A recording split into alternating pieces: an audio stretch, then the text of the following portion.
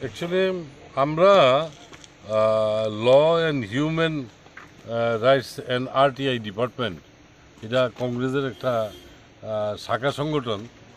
তা আমরা দীর্ঘদিন ধরে অবজার্ভ করছি যে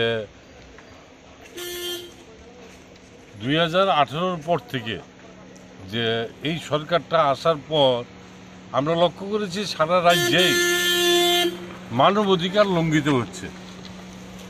রিসেন্টলি আমরা দেখলাম সারা রাজ্যে এটা ব্যাপকভাবে আরম্ভ হয়েছে। মানুষের কথা বলার অধিকার, মানুষের বেঁচে থাকার অধিকার, মানুষের নিরাপত্তার অধিকার সবই লঙ্ঘিত হয়েছে।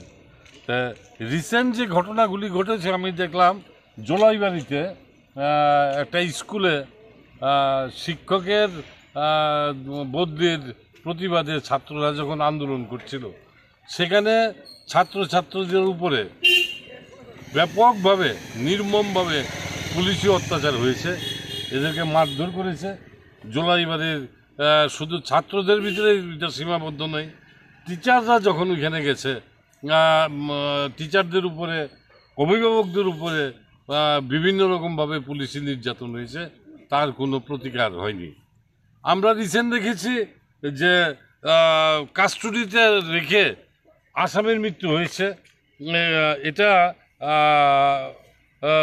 অক্টোবর 2024-এ, এবং এটা হলো বাদল ত্রিপুরা।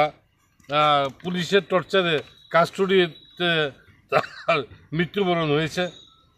রিসেন্ট দেখেছি যে সোশ্যাল মিডিয়াতে জার্নালিস্টদের উপরে আক্রমণ হচ্ছে। বিভিন্ন জায়গায় জায়গায় আপনারা দেখেছেন জার্নালিস্টের উপর আক্রমণ হয়েছে, তার কোনো প্রতিকার নেই। এবং রিসেন্টলি সোশ্যাল অ্যাক্টিভিস্ট শ্রীমতী মাধবী বিশ্বাস তার বাস্তব সত্যগুলি যখন সোশ্যাল মিডিয়াতে তুলে ধরেছে, তাকেও অ্যারেস্ট করা হয়েছে। অ্যারেস্ট করে তাকে 3 দিনের পুলিশ রিমান্ড নিয়েছে, এবং তার যে সত্য কথা বলার অধিকার, সেটাকেও হরণ করা হচ্ছে। মাধবী বিশ্বাস আমরা যে দেখলাম যে বিভিন্ন জায়গায় বিভিন্ন রকমভাবে এরা বলেছে, এটা কি বলেছে? এটা সরকারের বিরুদ্ধে তার একটা সমালোচনা। তাহলে সমালোচনা করার অধিকার যদি মানুষের খর্ব হয়ে থাকে, আমরা এটা মনে করি মানবাধিকার লঙ্ঘনের সামিল। এরকমভাবে আমরা 10টা-11টা ইনসিডেন্ট তুলে ধরে আমরা আজকে হিউম্যান রাইটস কমিশনের অনারেবল চেয়ারম্যানের কাছে আমরা আজকে ডেপুটেশন দেব।